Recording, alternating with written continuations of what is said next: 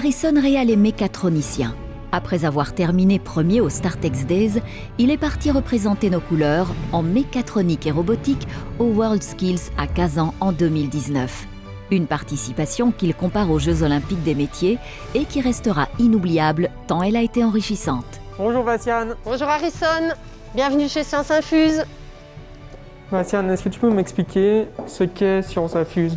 Alors, Science Infuse, nous sommes une antenne de l'Université catholique de Louvain et nous faisons la promotion des sciences et technologies auprès des élèves, des enseignants et du grand public.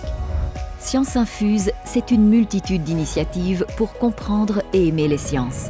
C'est des ateliers et des rencontres avec des chercheurs, mais c'est aussi des formations pour enseignants et du prêt de matériel pour animer des expériences en classe. Science Infuse conseille même les écoles pour économiser l'énergie. Qu'allons-nous faire aujourd'hui ? Je te propose de faire des expériences à propos de l'énergie consommée dans le chauffage. On va donc éviter d'avoir froid cet hiver. Exactement. Pour ne pas avoir froid en hiver, on peut aussi faire de l'exercice. Mais il faut avouer que ce n'est pas sans risque.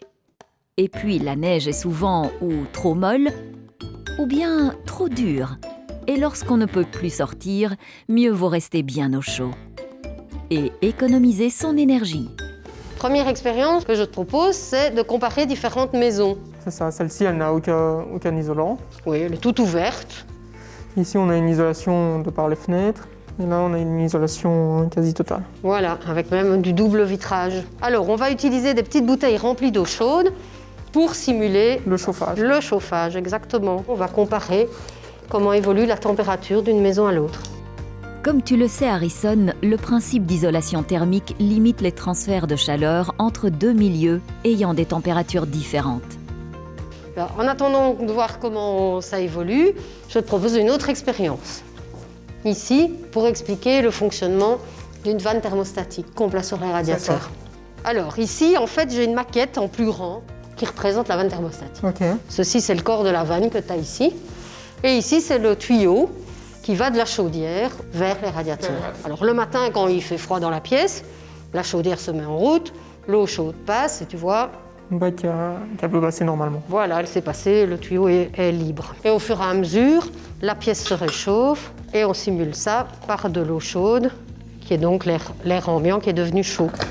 Et qu'est-ce que tu constates ? Que le ballon a gonflé. Exactement, le ballon, c'est en fait le piston qu'il y a dans la vanne thermostatique. Quand l'air chauffe, il se dilate, il gonfle le ballon, et donc qu'est-ce qui se passe à ce moment-là ? L'eau va être bloquée. Voilà, le ballon bloque le tuyau et donc l'eau chaude de la chaudière ne sait plus passer. Donc à ce moment-là, la température va redescendre, et qu'est-ce qui va se passer à ce moment-là ? Le ballon va déboucher le tuyau. Voilà, et à nouveau, ça réchauffe et le cycle recommence. Alors maintenant qu'on a compris le fonctionnement des radiateurs des vannes thermostatiques, on pouvait aller voir notre chauffage dans les maisons.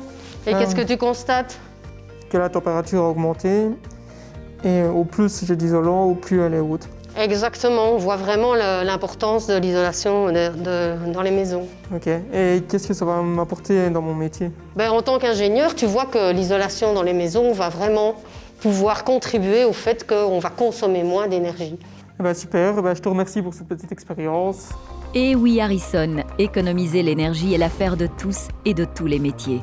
Consommer moins de chauffage dans un bâtiment, c'est bon pour le portefeuille. Cela préserve les ressources de la planète et diminue les émissions de gaz à effet de serre.